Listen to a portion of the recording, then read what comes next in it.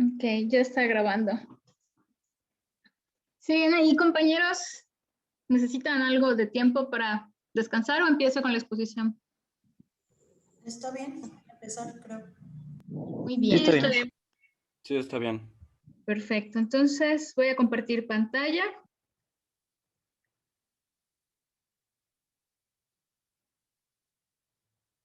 Ay, ¿cómo se hace? A ver.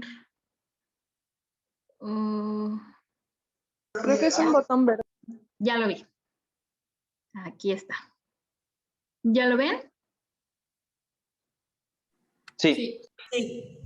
Bueno, Sí. pues voy a empezar con la exposición. Me pueden interrumpir en el momento que deseen. No hay ningún problema. Podemos hacerlo como más una plática. Y a mí me tocó el tema del dinero en el mundo, en México y en Yucatán.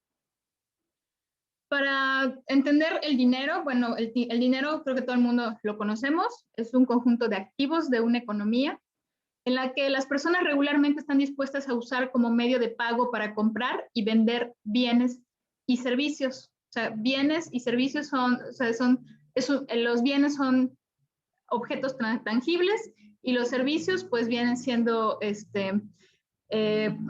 fuerza de trabajo o mano de obra o algo que no es físico. Y esto es muy importante conforme va pasando la exposición, porque el dinero lo conocemos actualmente como algo físico, o sea, es un método de cambio de moneda, pero hay diferentes tipos de dinero y ha cambiado su concepción a lo largo de la historia y también a través del mundo. Existe el dinero fiduciario. El dinero fiduciario es el resultado de un pacto social. Es el dinero que utilizamos cotidianamente. Su valor no está en sí mismo ni en los materiales que están hechos, los billetes y la moneda, sino es un constructo social en el que se regula a través del Estado, a través de los gobiernos, a través de las fronteras. O sea, un mismo pedazo de papel puede valer, puedes tener más poder adquisitivo si es euro o si es dólar o si es o menos poder adquisitivo si es peso. Entonces, es finalmente un pacto social que se va regulando a través de las economías del mundo. También existe el dinero mercancía. El dinero mercancía es más común conocerlo como el valor del peso en el metal del que esté hecho. O sea, su valor en peso en oro, su valor en dólar en oro, en plata. Podemos el dinero mercancía vendrían siendo las onzas de oro, las onzas de plata. Entonces, hablamos que representa en sí mismo un valor establecido. Hay el dinero bancario, que es un dinero no físico. Puede ser un cheque que a través de unos sellos, una firma de banco y un constructo también social de reglas en donde hay contratos y donde hay un régimen establecido, se puede utilizar como puede ser un cheque y hay otros tipos de dinero bancario, ¿no? Que existen, ¿no? O sea, puedes tener un pagaré o puedes, cuando pones tu dinero a inversión, te dan un documento, ¿no? Entonces tú puedes entregar, no sé, 100,000 pesos al banco y el banco te da un papel que te dice que tienes 100,000 pesos allá. Entonces ese papel es muy importante porque pues tiene los sellos y es un constructo social bancario. Después tenemos el dinero electrónico que vienen siendo las tarjetas de crédito. Actualmente podemos pagar con el celular mediante aplicaciones. Hay algunos celulares que tienen un dispositivo junto a la cámara que solamente lo pasas en cajeros como en Walmart y algunos otros, no está como muy establecido en México. O a través de, es un dinero virtual, obtiene un valor porque el constructo social del país lo establece así, ¿no? Cada país tiene sus reglas y además hay un constructo mundial, ¿no? Y por último, tenemos el dinero, el nuevo dinero, que se llama criptomoneda. Esta criptomoneda es un esquema de divisa. La criptomoneda vino a establecer como una revolución en cuanto a las cosas legales e ilegales que puedes comprar, porque es un poquito difícil de rastrear.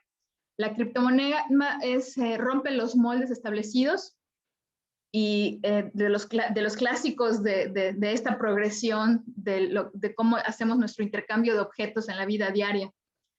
Y ha sido un tema de discusión muy polémico. Algunos países han prohibido su uso porque precisamente se presta al lavado de dinero.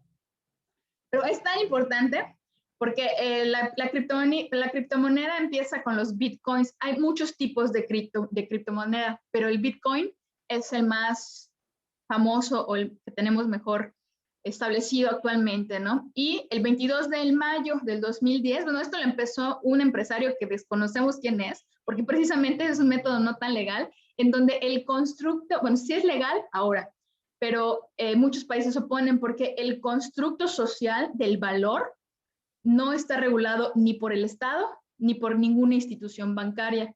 Ese constructo social, o sea, ese constructo de cuánto vale un Bitcoin, lo lanza la idea una persona desconocida, que ya le han atribuido muchos nombres y han hecho investigaciones, pero en realidad no sabe quién es. ¿Y esto qué significa? Establece 21 millones de Bitcoins. Ese es el tope máximo. No va a poder haber más de 21 millones de Bitcoins.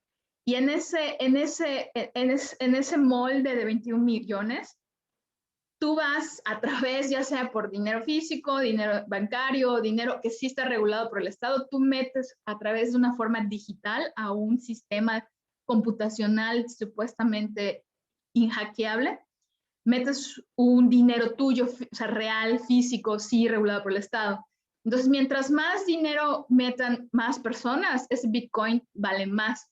Entonces, quienes compraron en el inicio un Bitcoin que costaba $1 al inicio, en el 2010, pues ahora un Bitcoin en pesos mexicanos cuesta más de 1 millón de pesos. Entonces su dinero incrementó. Pero ¿qué tenía esto de dificultoso? Que no era un dinero real, o sea, no podías intercambiarlo, hasta ese momento no se podía intercambiar por un bien inmueble o por algo físico o por un servicio o por algo real, ¿no? Algo utilizable. Entonces el 22 de mayo del 2010 se celebra el día del Bitcoin Pizza.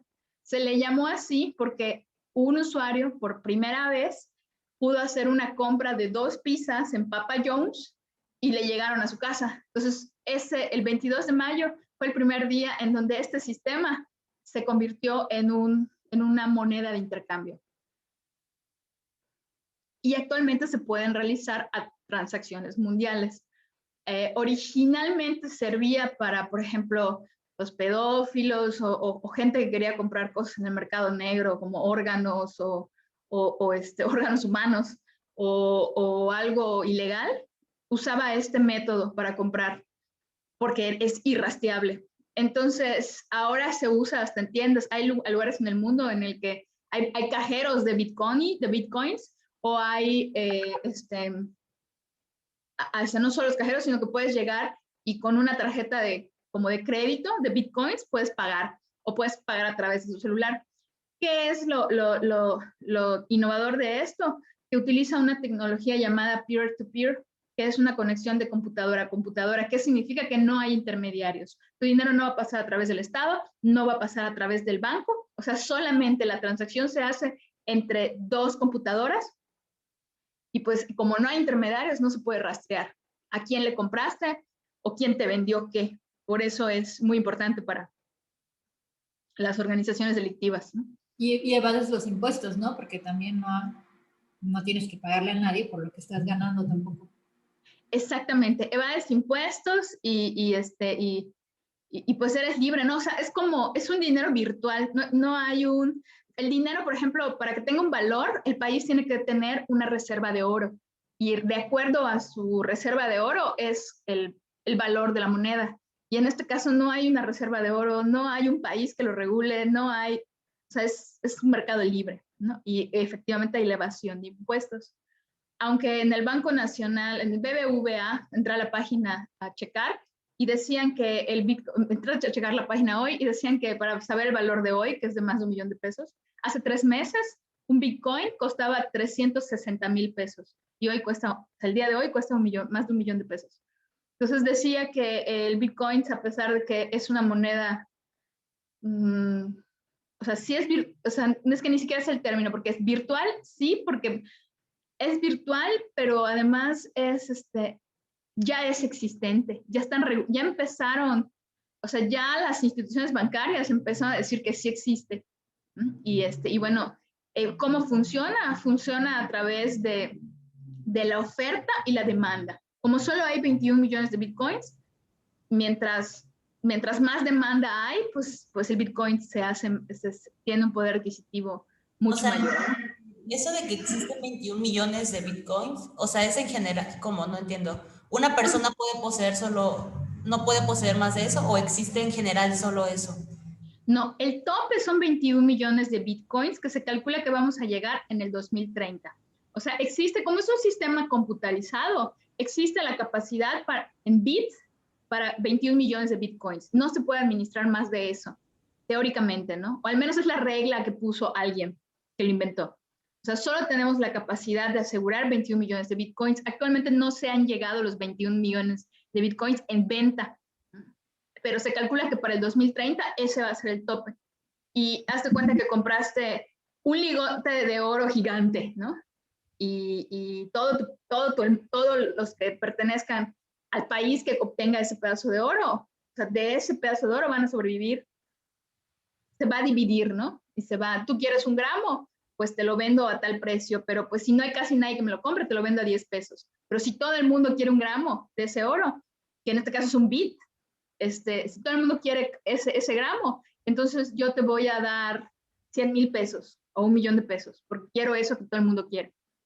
O sea que aquí también se está hablando de un nuevo, por así decirlo, modelo, no sé cómo decirlo, de comercio, o sea, porque quiere decir que se está abriendo otro campo, ¿no? En las ventas, o sea, porque me imagino que no es obviamente cualquier cosa digital que pueda, sino pues sí son empresas o negocios muy específicos el de la web. O sea, es que ya puedes comprar pizzas, ya no es un negocio específico. Ah, ok, eso pero sí es muy importante tu duda, porque sí dices qué es, ¿no? Es un nuevo modelo de economía. Y por eso estamos viendo ahorita tipos de dinero y ahorita vamos a ver los modelos de economía que han existido a lo largo de la historia y alrededor del mundo. Poquito, así. Entonces, es un nuevo modelo, es un nuevo sistema de economía en donde las fronteras no están reguladas por la moneda. La moneda se regula a sí misma. No hay una ley, no hay un estado, no hay un banco que pueda regular su valor. El valor lo regula la oferta y la demanda. Y como solo hay 21 millones, pues mientras más quieran comprar, más cuesta. Oye, suena un poquito también como lo que pasa en todo esto de Wall Street, ¿no? Lo de estas acciones y todo eso, de que si van comprando más, pues el valor de cada acción pues se dispara y pues valen más y cuando pues empiezan a vender o bueno, pierden su valor, entonces todos quieren venderlas todavía en el precio en el que están para evitar perder como que dinero y todo eso, ¿no? Suena un poco a eso también. Es exactamente lo mismo, pero hay una gran diferencia. En el mercado de valores, tú estás apostando por una empresa, que es alguien que vende un producto que es real, que puedes tocar, o un servicio, pero finalmente hay alguien usando ese servicio. En el caso del Bitcoin, es súper innovador porque es virtual. O sea, existen 21 millones de bits. ¿Quién compra un bit? ¿Para qué te sirve un bit? O sea, esa es la diferencia, que estás comprando algo que es intangible, está regulado por un sistema de computación. Y sí, pero sí funciona a través, como funciona la bolsa de valores, a través de la oferta y la demanda. O sea, funciona exactamente igual, que es el modelo del neoliberalismo. Exactamente. O sea, en eso sí no ha habido un gran cambio. Sí, vi también que si quieres comprar bitcoins, tienes que comprar prácticamente el ordenador. Es la única manera de tenerlas como que casi físicamente. No te dan como que no te llega como una cuenta, sino tienes que conseguir un ordenador o algo así, un CPU, un gabinete o algo así. Y ahí es donde, o bueno, no, creo que ya están como que encriptadas en discos duros o algo así de computadoras y tienes que comprar el gabinete. Y ahí así es como creo que se hacen las transacciones como que de bitcoins. O sea, si quieres comprar un bitcoin, no si quieres comprar algún servicio o si quieres usar bitcoins para comprar ya sea una pizza o lo que sea. Sí, es el gran éxito que han tenido es precisamente que está muy bien encriptado, por lo tanto, prácticamente es inviolable. Y sí tienes que tener un ordenador especial. No sabía que se tenía que comprar uno en especial. A lo mejor eso era al principio. Ahora no. Ahora lo que tienes que comprar es el programa especial. En México hay 10 programas. O sea, la oferta también. Antes habían 2 programas para usar Bitcoins. En México actualmente se venden 10. En México es un país en donde es legal comprar Bitcoins. Entonces, tú compras el programa y a través del programa tienes que tener un equipo de cómputo que lo soporte o un celular de alta gama que lo soporte para poder hacerlo, porque ya se puede comprar a través de Bitcoins, a través del celular. De hecho, ya hay tarjetas de crédito de Bitcoins y hay cajeros especiales de Bitcoins, donde puedes obtener dinero físico. Pero son países que pues ya está permitido y está más regulado. O sea, finalmente como que se está transformando a un banco, pero es un banco global, es un banco mundial, no regulado por ningún banco y ningún gobierno. Entonces, les decía que hoy, es el día de hoy, 19 de febrero, el Bitcoin cuesta 1.120.294.50 centavos. Es lo que cuesta un Bitcoin, lo que hace 10 años costaba $1. Bueno, también lo que decía Alex hace un rato, a diferencia del dinero emitido por el gobierno que puede ser inflado a voluntad, el suministro de Bitcoins está matemáticamente limitado a 21 millones de Bitcoins y esto significa que nunca se puede cambiar y nuevos Bitcoins se crean, o sea, y esto nunca se puede cambiar y nuevos Bitcoins se crean a una velocidad predecible y decreciente. Lo que decía, solo hasta ahora no se han vendido los 21 millones de Bitcoins, se calcula que para el 2030. Entonces, lo que mencionaba Itzel, cómo está relacionado el dinero y la economía. La economía es un concepto que engloba la noción de cómo las sociedades utilizan los recursos para producir bienes con valor y cómo realizan la distribución de los bienes entre los individuos, que es lo que vieron con Alex y Rose ayer, que es el capitalismo, el neoliberalismo, los gobiernos comunistas, etc. Es un concepto. Y si me permiten, les voy a compartir un video de un poco de la historia de la economía para poder seguir avanzando en este tema. Ese está en... aquí está. ¿Lo ven? No. Todavía no. Entonces tendría yo que en el programa darle Creo que tienes compartir. que dejar de compartir pantalla esta. De acuerdo. Sí.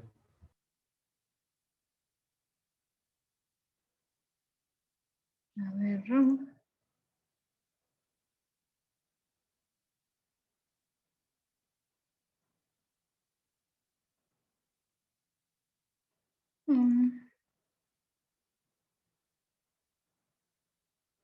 Ay, no. Me peleo con estas cosas. Deja de compartir pantalla aquí arribita. Stop to share. Ya, gracias. Y ya luego compartes en la página que abriste. Ok.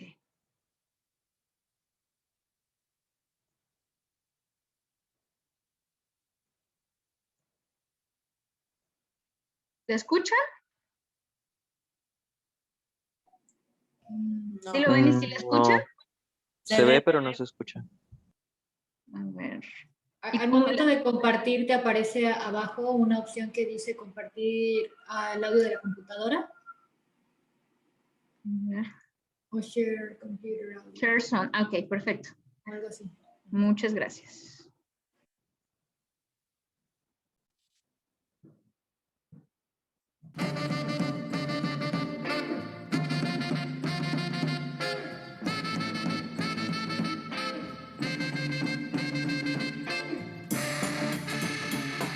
Cuando realizamos un trabajo, recibimos a cambio un pago en dinero.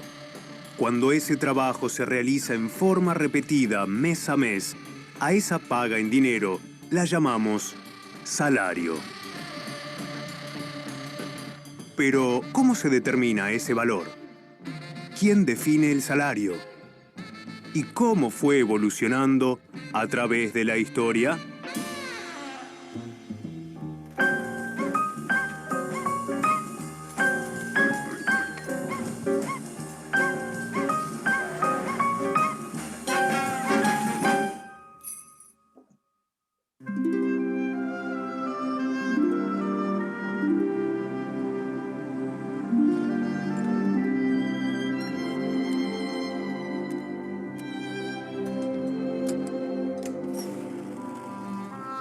Ella es Cecilia y está muy ansiosa por saber si le depositaron su primer sueldo.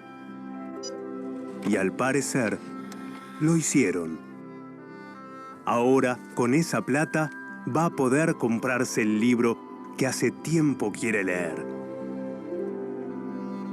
Así como Cecilia recibió dinero a cambio de su trabajo, el ser humano lo viene haciendo desde hace miles de años.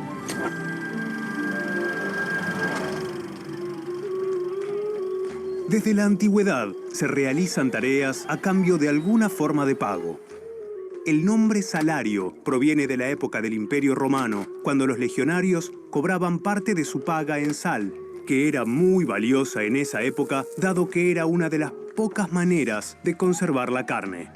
Pero el sistema de pago fue cambiando con el correr del tiempo.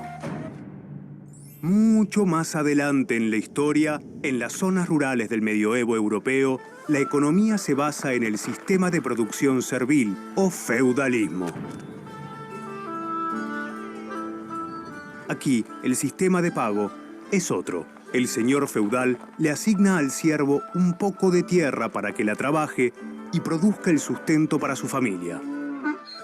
A cambio, el siervo le entrega parte de esa producción. En la misma época, pero en las ciudades, la situación es distinta. Mucho de lo que se consume es producido por artesanos. Estos trabajadores independientes, para proteger su trabajo y sus conocimientos, se agrupan según su oficio en asociaciones llamadas gremios. Y son justamente los gremios quienes deciden cómo se realiza un trabajo, en qué condiciones y cuánto se cobra por él. Pero a partir del siglo XVIII, la forma de producir cambia y, en consecuencia, el salario también. Esto sucede con el surgimiento de el capitalismo. En el capitalismo, todos los aspectos de la producción y la vida social se rigen por el mercado.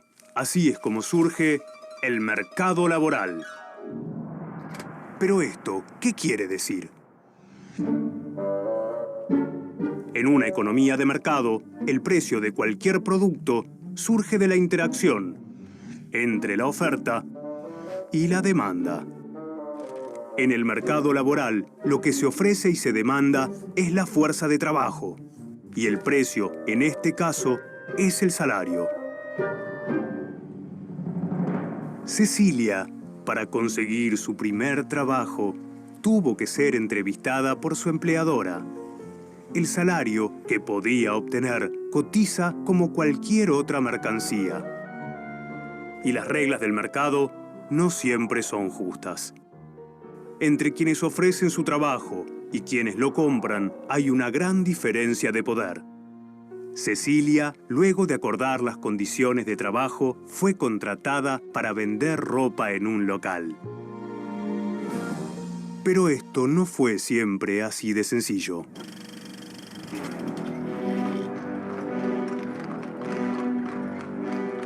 Durante buena parte del siglo XIX, en Europa y especialmente en Inglaterra, trabajadores adultos y niños realizan sus tareas en condiciones infrahumanas y reciben apenas lo mínimo para sobrevivir. A esto se lo llamó salario de subsistencia. Grandes ganancias para los empresarios a costa de la explotación y el sufrimiento de la nueva clase obrera.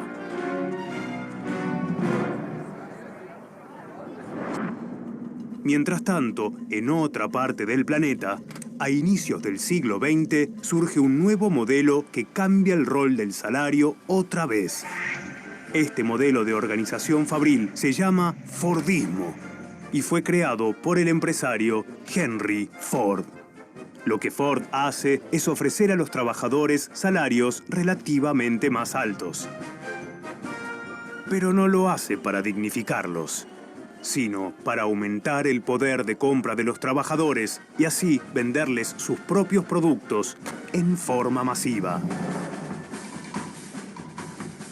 De esta forma, el salario cambia su función en la economía, en tanto puede incrementar las ganancias empresarias por el incremento de las ventas. Todo muy lindo, pero el salario no está asegurado. Hacia 1930 se desata una crisis financiera en todo el mundo que genera una recesión mundial. Los empresarios cierran sus empresas o despiden a casi todos sus empleados. La desocupación aumenta y el salario se derrumba en las economías de los países industrializados, arrastrando al resto del mundo. Pero, ¿cuál es la solución a esta brutal crisis financiera? Se propone una mayor intervención del Estado. En Estados Unidos, a través del programa de gobierno llamado New Deal, es el Estado quien debe garantizar la demanda para impulsar la producción, sea creando empleo o incentivando a las compañías a incrementar tanto la cantidad de puestos de trabajo como la masa salarial. Ahora es el Estado quien actúa para equilibrar la asimetría entre los empresarios y los trabajadores. Pero también hay otra manera en la que el Estado puede intervenir para proteger el salario de los trabajadores. La revolución bolchevique en Rusia en 1917 plantea un sistema de producción llamado economía planificada. En vez de estar regida por las leyes del mercado, en una economía planificada es el Estado el que define qué y cuánto se produce. En otras palabras, todas las empresas son estatales y es el Estado el que determina y paga los salarios. Al no sufrir las tensiones de la oferta y la demanda, la diferencia entre los salarios más bajos y los más altos suele ser mucho menor que en una economía de mercado. Este sistema luego se extiende a todos los países del bloque comunista de Europa del Este y en algunos países del este asiático, principalmente en China. La economía planificada no siempre dio buen resultado, pero la influencia de las conquistas obreras en los países socialistas se hizo sentir.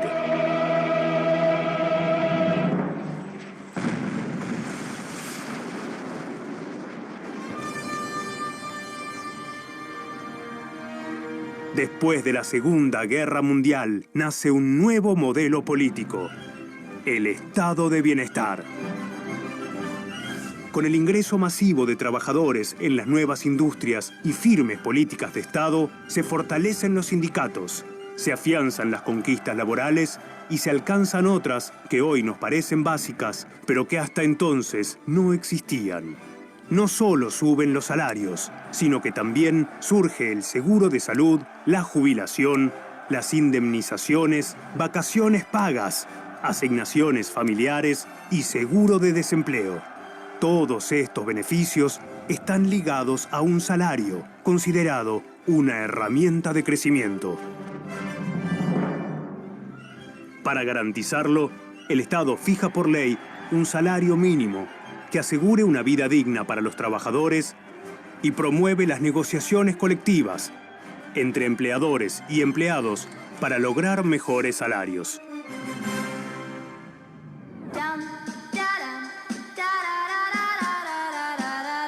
Hoy, Cecilia ofrece una gran cantidad de ropa a sus clientes. Trabaja contenta porque tiene un salario que le permite comprar lo que necesita. Sin embargo, en la misma época en la que el Estado fija el salario mínimo, y promueve las negociaciones colectivas, el poder adquisitivo de los trabajadores está condicionado por el deseo de los empresarios de aumentar sus ganancias. Pero, ¿por qué? Cada nuevo aumento de salario se traslada a los precios de venta. Estos mecanismos generan estancamiento e inflación en la economía.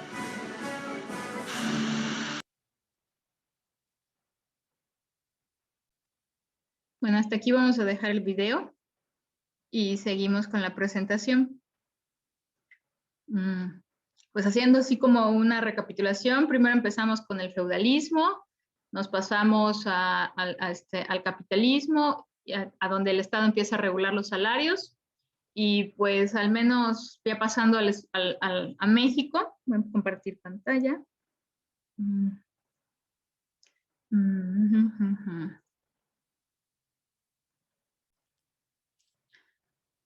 Pues seguimos así, regulados por el Estado. Entonces, México, el dinero, vamos a pasar ahora al tema de México. Pasamos por la historia de la economía y el dinero en el mundo, y vamos a enfocarnos ahora en México y después Yucatán. En México se encuentra entre las 15 economías más grandes del mundo y es la segunda de América Latina. Esto es por su extensión en territorio y por sus recursos naturales, minerales y humanos. La mayor parte de la economía en México está basada en el mercado libre, orientado a las exportaciones. Exporta alimentos, manufactura, entre automóviles, entre otros, ¿no? Y algo muy importante que a veces no todo el mundo sabe, hasta el 2015, el país completo estaba dividido en 3 zonas geográficas y 3 zonas salariales, que era la A, la B y la C. La C pertenecía, o sea, entre los estados que pertenecían a la C, es el estado de Yucatán y Campeche, Chiapas. Pero estábamos pegados a una zona económica A, que es el estado de Quintana Roo. Entonces, muchas veces, no sé, yo me preguntaba, ¿de qué vive Yucatán? ¿No? O sea, así como o sea, cada estado se especializa en algo para su sustento económico. Yo siempre preguntaba, ¿de qué vive actualmente Yucatán? Entonces, en una materia que me dieron en arquitectura, mucha gente se iba a trabajar a Cancún o se iba a trabajar a Quintana Roo, estaba de lunes a viernes o de lunes a sábado y regresaba con dinero a sus pueblos o a Yucatán. ¿Por qué? Porque con la misma cantidad de horas de trabajo ganaba muchas veces hasta el doble o un poquito más del doble, haciendo exactamente el mismo trabajo en un estado y otro, con a veces hasta la diferencia de solamente viajar 1 hora. Entonces, eso empezó a ocurrir desde 1989. ¿Por qué ocurrió esto? ¿Por qué el país se dividió? O sea, ¿por qué no todos tenemos el derecho de ganar el mismo salario mínimo? Bueno, esto es por lo que acabamos de ver, por la inflación y por los intereses de las empresas privadas de quien domina el país. Entonces, hay la CONASAMI es la Comisión Nacional de los Salarios Mínimos. En el 2015 hubo una ruptura de esta regla que funcionó de 1989 a 2015. Entonces ya el país solo se divide en 2 zonas, en la A y en la B, pero seguimos divididos en salarios. El salario mínimo en México aquí está, es de 141 pesos en la zona B, que es donde estamos casi la mayoría. No se ve mucho en la pantalla, pero la zona B es casi todo el país, excepto el norte, los estados fronterizos como Baja California, Nuevo León, entre otros. Esa sería la zona A. En la zona A, el salario mínimo es de 213 pesos. Y esto equivale a recibir 4,251 pesos al mes en la zona B. Y esto a raíz de que entró López Obrador y que había la promesa de subir el salario, esto es el doble que hace un lustro y el triple que hace 15 años. ¿Qué significa? Que, por ejemplo, yo cuando trabajaba antes de estudiar en la escuela, el salario mínimo en Yucatán era de 47 pesos y así se calculaba, se calcula los gastos, se calculaba todo, ¿no? Estamos hablando hace como 10 años, ¿no? Y hasta cuando dejé de trabajar, el salario mínimo era 187 pesos, perdón, 87 pesos aproximadamente. Y actualmente el hecho de que esté en 141 pesos, pues afecta mucho cuando haces un presupuesto, por ejemplo, para arquitectura. La inflación fue muy fuerte, ¿no? Y ahorita lo es más porque como estamos con la crisis del coronavirus, muchos de los materiales para construcción ya escasean porque no hay mano de obra, porque no hay demanda. Entonces, si antes te costaba 1 metro de polvo de piedra 100 pesos, hoy te cuesta 189, más el hecho de que el salario mínimo incrementó, el producto que tú vendes casi se vende al doble, y esto hizo una evidencia muy fuerte de marzo a hoy. O sea, en 3 meses casi se duplicaron los precios en el costo de construcción. Entonces, pero, sin embargo, según la CONASAMI, ¿para qué te alcanza tu salario mínimo?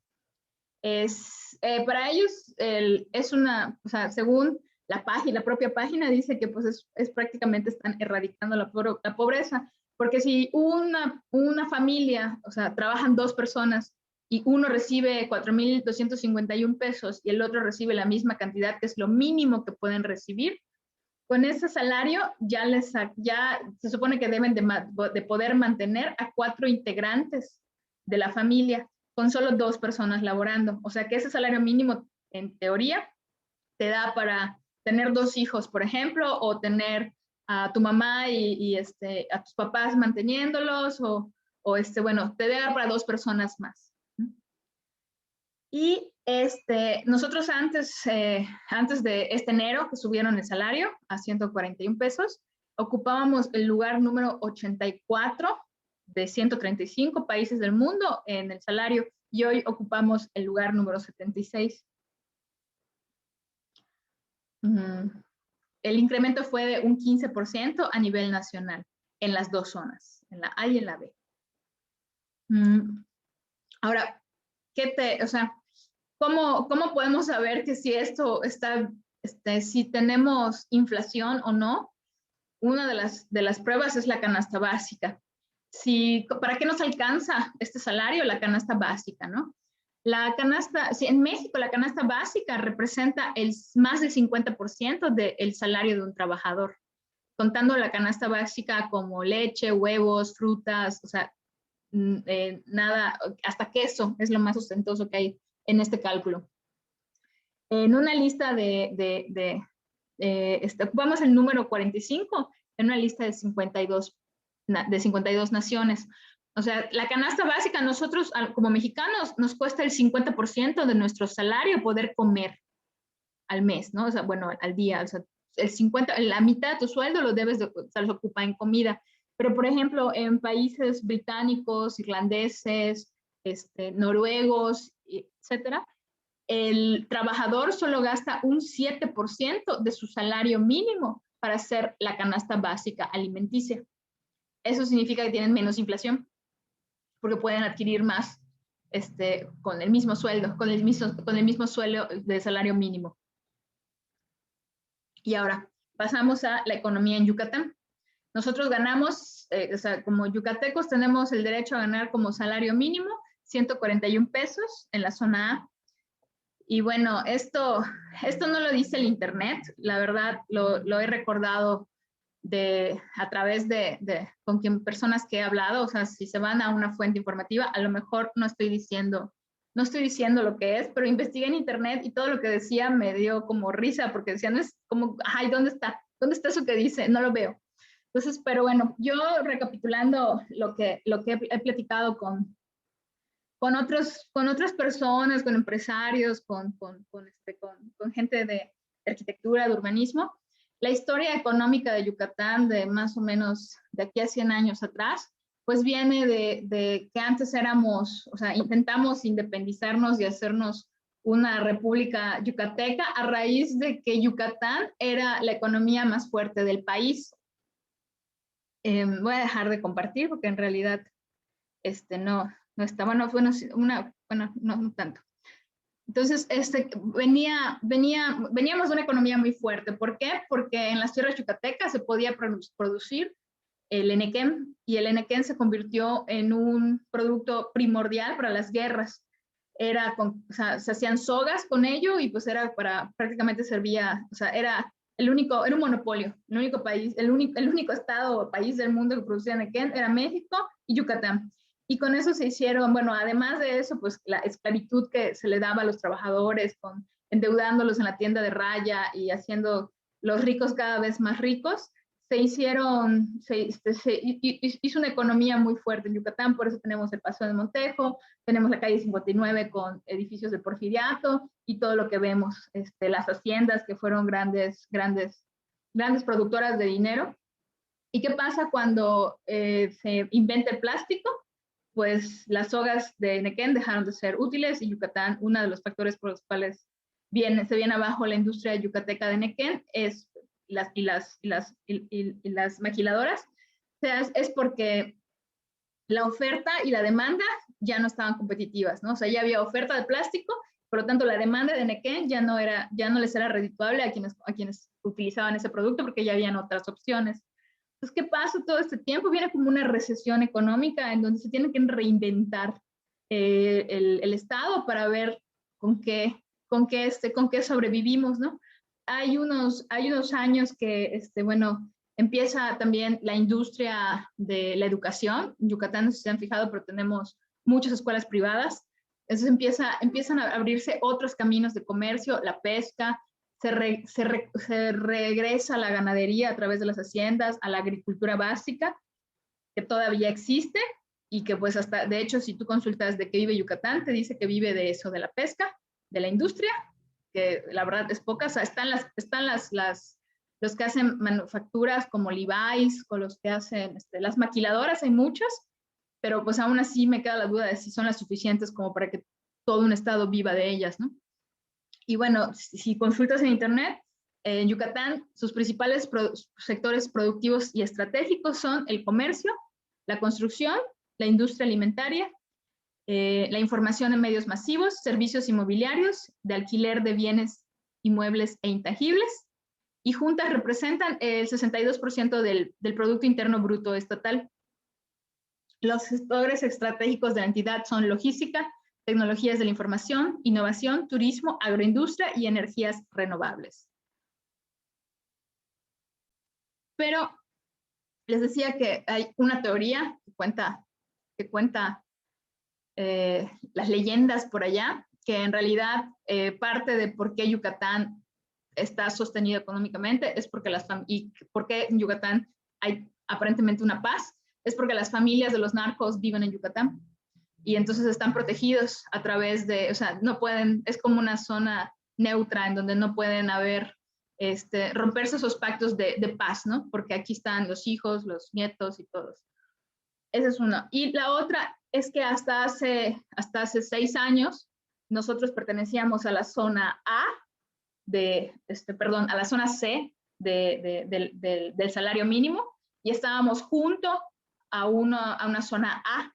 O sea que si el salario mínimo era 47 pesos en Yucatán, en la zona C era de 100 pesos, 110 pesos, ¿no? Entonces las familias yucatecas se iban a trabajar a Quintana Roo y regresaban con dinero. Y esa es una forma de subsistencia de la mano de obra de Yucatán.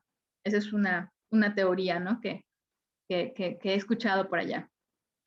Y actualmente, pues ya, o sea, como ya se rompió esa zona, esa división de zonas y ganamos lo mismo los yucatecos que los quintanarroenses, que en el estado de Quintana Roo, o sea, sí ha habido cambio, porque no sé si se han fijado que la ciudad actualmente están construyendo edificios enormes y están construyendo masivamente, que hasta hace 4 o 5 años no había esa infraestructura. ¿Por qué?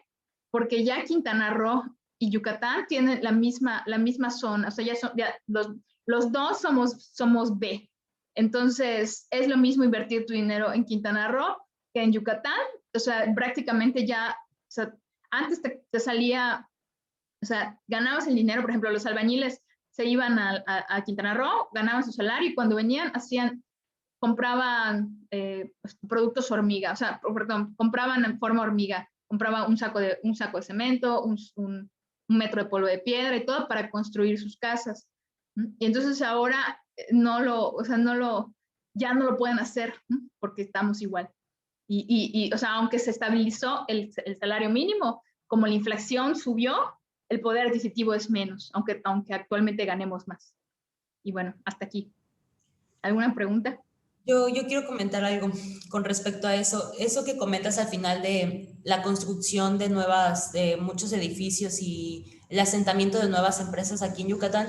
Hace unos días igual reflexionaba acerca de eso porque me he dado cuenta que, bueno, o sea, se están construyendo a las afueras un chingo de fraccionamientos, o sea, y hay muchísima gente que está viniendo y hay dos factores aquí de los que tú mencionas que me gustaría que creo que influyen muchísimo, que es la migración y que también, bueno, que la migración, vamos a decir que de otros estados vienen aquí a trabajar y a vivir, y también muchísimos extranjeros. Eso es algo que, la neta, yo lo veo como la nueva conquista, o sea, porque siento que ya hay barrios, o sea, todo el centro está inundado ya de gente o sea, de extranjeros, canadienses, de Estados Unidos y alemanes también, o sea, hay muchísima demanda. Y esta semana justo pasaba por el centro y veía las casas del centro y decía, las que están construidas o las que tienen, están remodeladas o que tienen una pintura,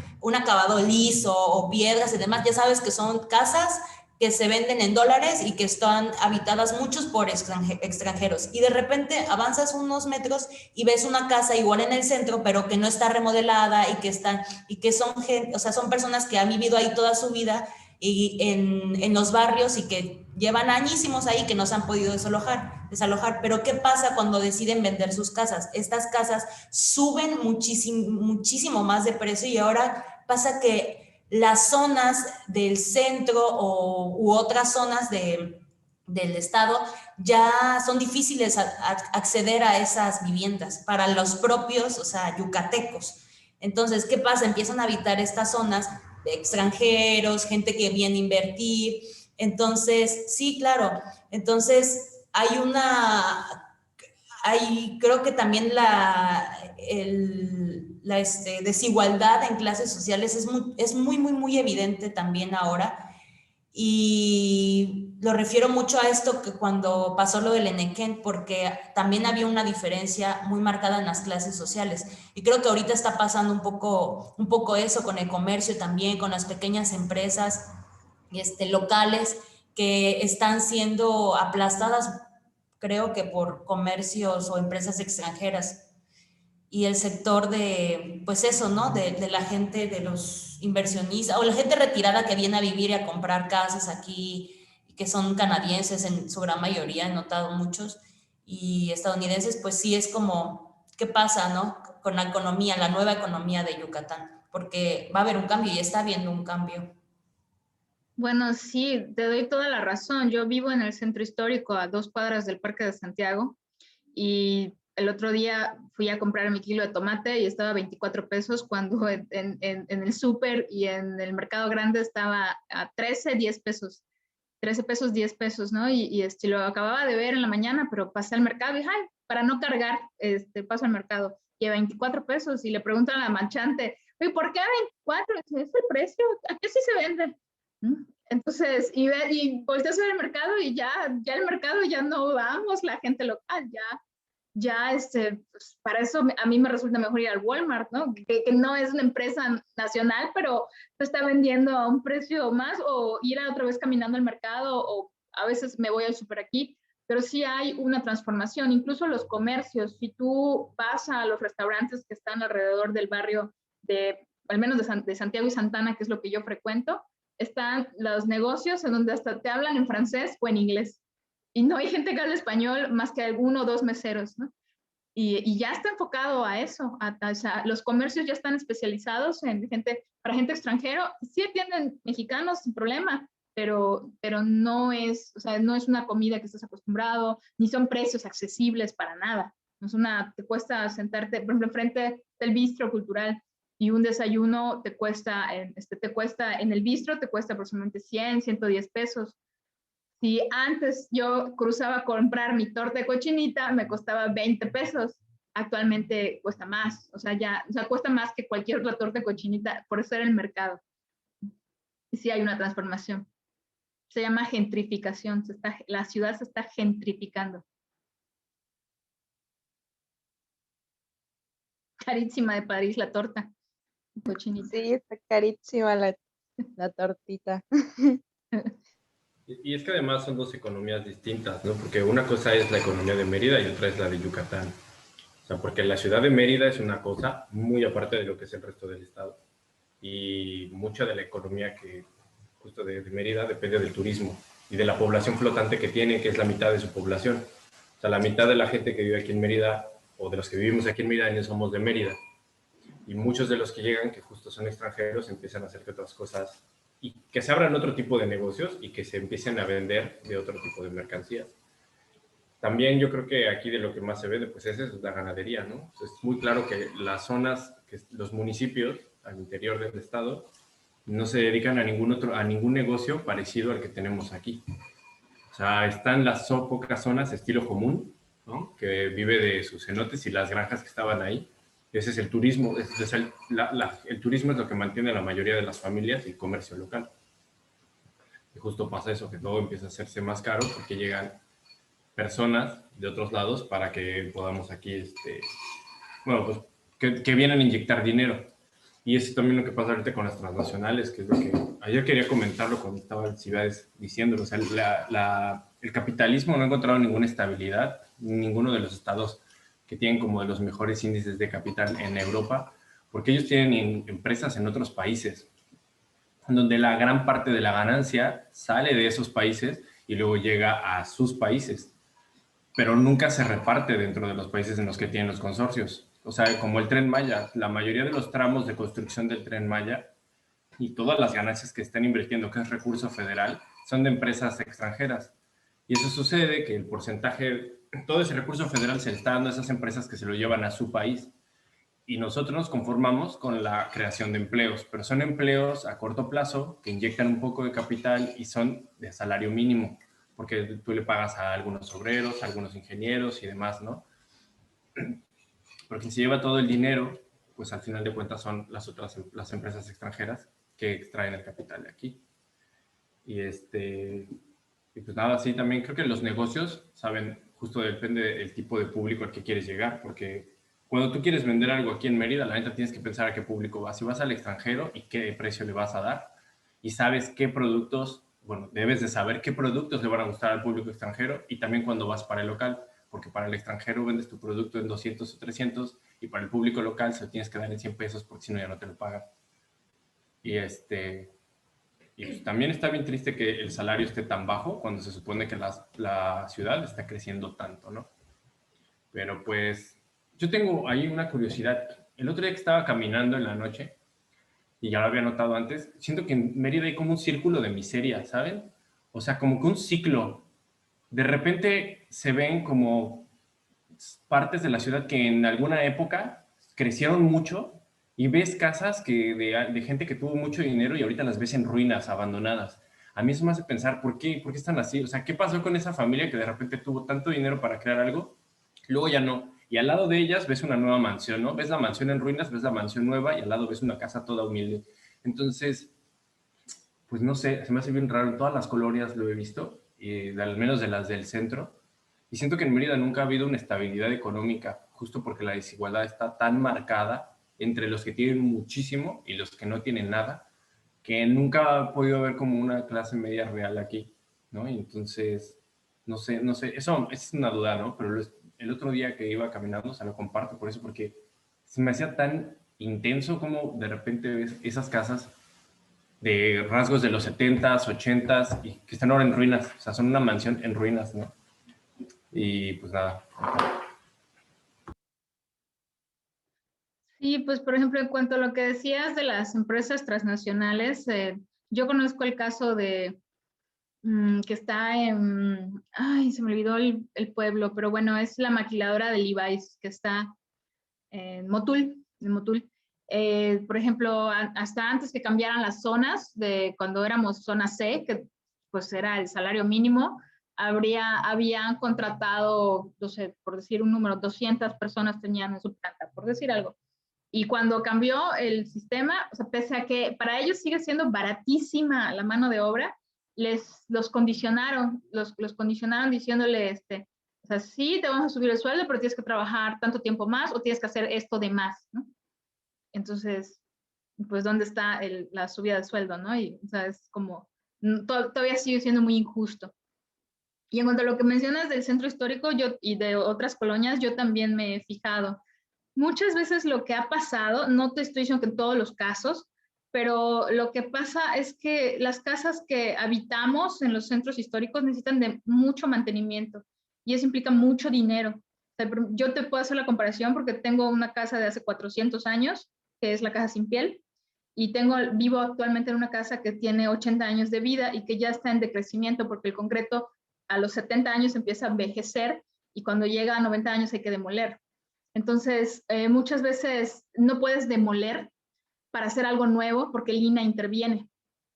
Entonces, en los casos de los arquitectos, o que dices, quiero demoler, pero el INAH no me deja, y pues hay casos que son insalvables, ¿no? Y hay casos donde sí el INAH tiene mucha razón, todo lo que sea de piedra y madera es rescatable, pero todo lo que sea concreto, hay leyes del INBA más que del INAH, de protección de patrimonio edificado a través de Bellas Artes, que son las casas de los 70s que apenas acaban de empezar a regularse, que ya son insalvables. Entonces muchas veces empiezas a vivir en una casa en donde se te cae el techo en la cabeza y la acabas de remodelar hace 2, 3 años y otra vez te empieza a caer el polvito, porque el concreto ya se está desmoronando. Y es muy caro, muy, muy caro restaurarla. O sea, es tan caro que es mi consejo, o sea, nuestros consejos como arquitectos es demuele el techo y ese es uno nuevo, porque te va a salir más barato que estar reparando cada 3, 5 años eso. Y entonces, ¿qué pasa? Que muchas veces ni te dejan demoler ni te dejan remodelar y pues optas por irte a vivir a otro lado.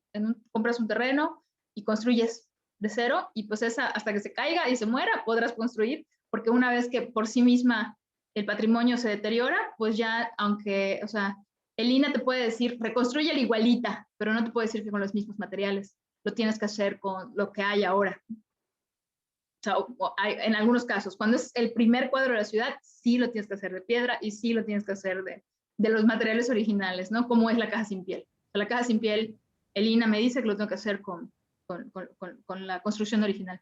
Y eso pasa con la mampostería también en el centro, que son un chingo de casas de mampostería, ajá, y que justo es muy caro remodelarla y sí no, es un gran mantenimiento, sí, yo ahora lo veo, sí.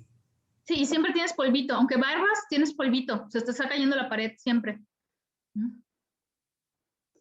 Oye, Rubí, por ejemplo, las casas que están intestadas en el centro, que están como, sí, en situación de ruina o que no tienen techo, que están abandonadas desde hace muchísimos años, esas, ¿cómo se podrían, por ejemplo, si una persona quisiera adquirir, se pueden comprar? O sea, esas que prácticamente ya no tienen dueño. No, las que están intestadas tendrías que hacer un paracaidismo. Vas, te instalas y a ver cuándo te sacan quién. Ya, pero legalmente, si pasas ahí más de 5 años, no puedes decir, no, pues ahora me pertenece a mí esta casa, vas y pagas previo. Sí puedes, siempre y cuando desde el primer día que llegues de paracaidista, pagues impuestos. O sea, tú llegas, dices, ya, esta casa está abandonada, no tiene techo, por decir, voy a un caso, la Sin Piel, dices, bueno, pues aparentemente no hay nadie. Si yo no voy en un año y no me di cuenta, ya llevas un año. Pero si no fui en 5 años, ya llevas 5 años y estás, por ejemplo, decir en la Sin Piel, a los 5, mientras tú pagues impuestos y pagues el agua y la luz y tengas ese medio para comprobar que has vivido ahí 5 años, puedes hacer un juicio.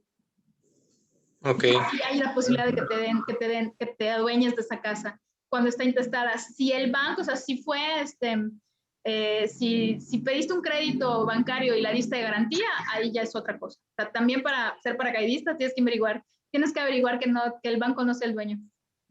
¿Y cómo se puede averiguar eso? Te vas a la cartera vencida de los bancos. O en el Infonavit, ¿no? También. No, el Infonavit que yo sepa no. Tienes que ser, o sea, te vas ahí está atrás de la Penny, por donde está el Rubén Chacón, está el registro público de la propiedad. Ahí también hay unas computadoras, entras, das tu INE y puedes entrar a revisar la información del estatus de la casa. Delincuencia. Oye, por ejemplo, si yo vivo, la delincuencia. yo vivo aquí en no, porque sí es algo que te da perspectiva, porque pues yo vivo en un edificio departamental de 4 pisos que está hecho de bloque y cemento. Entonces, esto fue construido más o menos por ahí de los 70, mediados de los 70s, 80s. Y pues cuando yo le digo a mi mamá, oye, pues entonces esto prácticamente ya es nuestro, ¿no? Somos propietarios, somos aparte suertudos porque somos los de la planta baja. Entonces, pues el terreno de tierra se supone que es nuestro. Entonces, cuando se llega a caer el edificio, que según mi mamá estima que no va a durar 30 años más, pues el terreno aún va a ser nuestro, ¿no? O sea, va a ser tuyo y de tus copropietarios. O sea, de los que vivan encima de mí, porque yo después de esto tengo que construir con buenos cimientos y todo para que los demás puedan volver a tener su vivienda encima de nosotros, ¿no? Como siempre ha sido.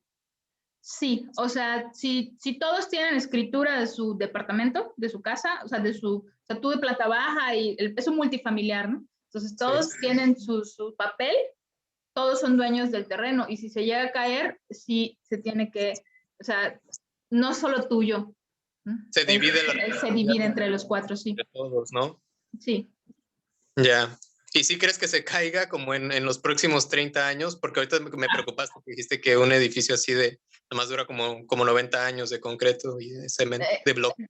De concreto armado, como las casas del centro, de hace 70 años del centro histórico. El concreto armado es un sistema constructivo que incluye una losa casetoneada, que es la que dura 70 años. En tu caso es Cancún, ¿no?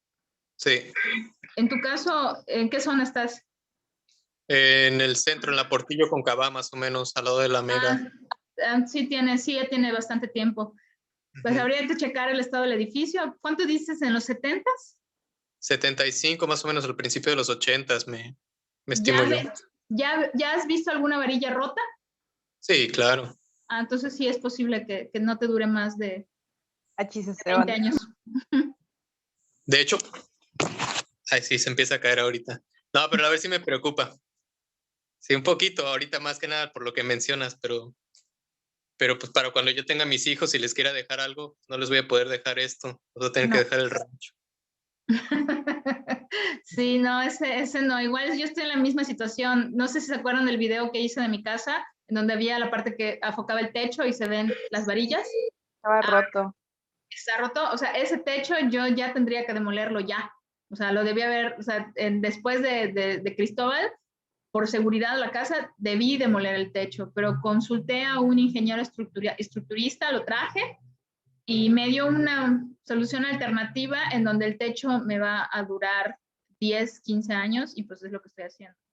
Porque pues demoler y volver a construir en este momento es imposible porque tengo una mamá ya muy grande, ¿no?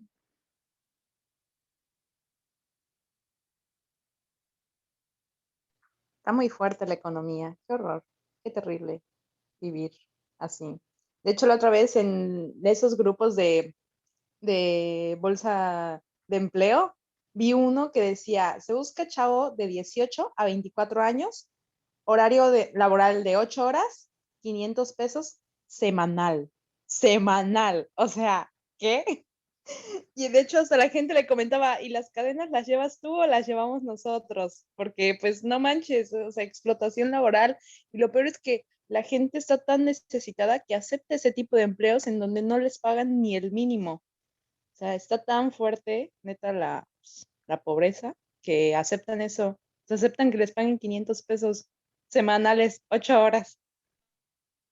Está muy difícil porque tiene que ver con la oferta y la demanda, Alondra. Por ejemplo, nosotros en la oficina nos tuvimos que bajar el sueldo todos. O sea, y por ejemplo, Giovanni y yo ganamos ahorita mucho menos que un albañil si queremos seguir teniendo trabajo. Y ganamos mucho menos que cualquier empleado de la empresa. Nos bajamos el sueldo porque no hay demanda, no hay demanda. de construcción a la escala que nosotros nos dedicamos, ¿no? Entonces está cañón, entonces sí puedo entender, pero a veces, por ejemplo, yo trabajo y gano lo mínimo para todo lo que hago, ¿no? Entonces, y ni modo, así estamos hoy, es la pandemia.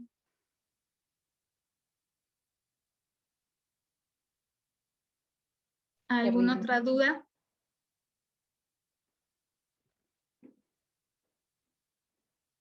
No, Pis. Bueno, pues muchas gracias por su atención. Oye, Gracias, no, Rubí. sí, una pregunta. Tú más o menos, según mientras estabas haciendo toda esta investigación, Rubí, y también como pensando como en el marco de la obra, más o menos, ¿cómo te imaginas que es el sistema económico de estas personas? Pues es que, por ejemplo, hoy que estaba escuchando el principio de la obra, es como muy claro, ¿no? Los mendigos se manejan a través de la oferta y la demanda. Es clarísimo. O sea, ¿cuál es la demanda? Dar más lástima, ¿no? Y la oferta, pues, más muñones, más el traje mejor diseñado, etcétera, ¿no? Entonces, se están moviendo a través del capitalismo, finalmente. Hasta podría ser que si lo llevamos como un poco a la actualidad, lo pudiésemos pasar un poquito al neoliberalismo, ¿no? Pero para mí es capitalismo lo que están manejando en la obra. Sí, justamente yo tengo experiencias muchas con los vagabundos y se actualizan, al parecer se actualizan, porque de hecho me pasó de que acababa de pasar lo de que se inundó Tabasco y llegó y me dijo que era de Tabasco y que tenía hambre y que si le regalaba dinero y no sé qué, pero a fuerzas pedía dinero. O sea, a fuerzas pedía dinero. Yo le dije, pues no quiere comida y no, a fuerzas pedía dinero. Y ya después de hacer una plática así súper larga, porque pues como que a fuerzas quería sacarme algo, me dice que qué bueno que yo era de aquí porque él también. Y fue así de, ¿que no eras de Tabasco? Y se fue riéndose, así, tal cual. Así un mal mendigo, mentiroso, que no era de Tabasco y sí era de aquí. Pero Y al estaba parecer actualizado porque actualizado.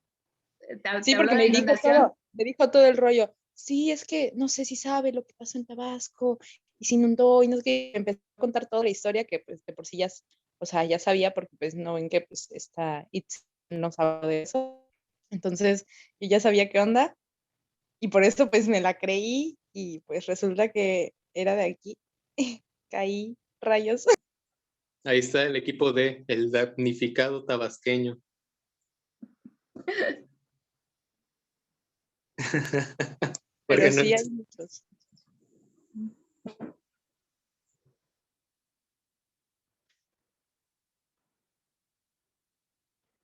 Sí, pues tampoco como que todavía no me queda muy clara la época en la que está la obra. Tengo entendido que es como en la actualidad, ¿no? Pero no está como muy bien definido, ¿o sí? Ajá, ¿cómo le vamos a hacer? Es que de eso es lo que platicaba el maestro Alcibiades con el maestro Caballero hoy. O sea, creo que por eso se lo dijo, ¿no? Para asentar esas cosas de concepto y demás. Porque, pues si bien yo creo que sí puede estar referida a una temporalidad, pero como es un mundo distópico, un universo distópico también, puede jugarse mucho con eso. O sea, hacer una mezcla, ¿no? Pero pues por lo que nos ha mostrado de referencias y demás, también va encaminado como a los años 20 en la cuestión estética y en la cuestión más actual del discurso. Sí, por ejemplo, cuando dices de circuito Las Colonias, ¿te refieres a circuito colonias? O sea, te estás Sí, refiriendo. mi ¿Y propuesta por qué fue dices? circuito colonias, pero el maestro dijo circuito de las colonias, no sé por qué. Es que se va a modificar, es decir, si bien hay referencias, es como, por ejemplo, es eso, crear un mundo alterotópico. Por ejemplo, en iCarly, el Perafone hacía alusión al iPhone, ¿no? Lo mismo va a ser aquí, o sea, en lugar de decir Telmex puede ser Telvex, ¿no? O algo así, o sea, crear un mundo referente con lo que ya tenemos, con nuestro contexto Yucatán, bueno, en este caso, Yucatán. Sí, pues serían, pero nada más con esas dos palabras. No sé, hubiera sido como circuito condominios o una cosa así. O sea, por ejemplo, en vez de el Vila, sería Villa Dorado, Villa Dorado, no sé, algo así. Sí. Sí, y también como sí estoy como, sí cacho que vamos a presentar un mundo, es un mundo distópico, pero distópico después de una catástrofe, ¿no? Después de una pandemia supuestamente a nivel extinción global, tal vez, donde no sé si después de todo como desmadre, esta decaída, la sociedad como que se empezó a reconformar y todo este rollo, o si o si sobrevivieron algunos, o si todavía está esa amenaza, o qué onda. Creo que eso ya es realista, porque un mundo distópico, o sea, no sé, creo que siempre pudo haber sido así. Por ejemplo, los monstruos, o sea, no sé, Harry Potter, ¿no? ¿Cuándo se fundó eso? Bueno. Así es, no sé, creo que cada universo tiene sus peculiaridades. Entonces, no sé si en realidad pudo haber sido después de algo, porque pues eso ya suena muy, muy realista, ¿no? Pero es que siempre existió, Ajá. pero no lo veíamos. Exacto. Pero pues eso más bien estaría bien platicarlo con el maestro, todas estas dudas y eso. Sí, o sea, como una realidad alterna, tal vez, ¿no? O sea, Sí, porque... a ver, ajá. hablen. No, porque por ejemplo, lo del banco bien podría ser un banco de bitcoins que exista en el futuro, ¿no? O sea, si ya hay cajeros, seguramente habrá un banco de bitcoins en en un futuro no muy lejano. Y más con lo que dices de que ahí se puede pues, lavar perfectamente el dinero, queda ad hoc. Ay, no quería abrir. No, perdón.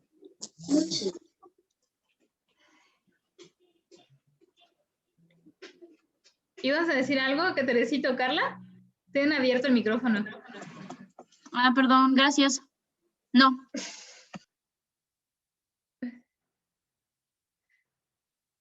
Bueno, ¿algún comentario más?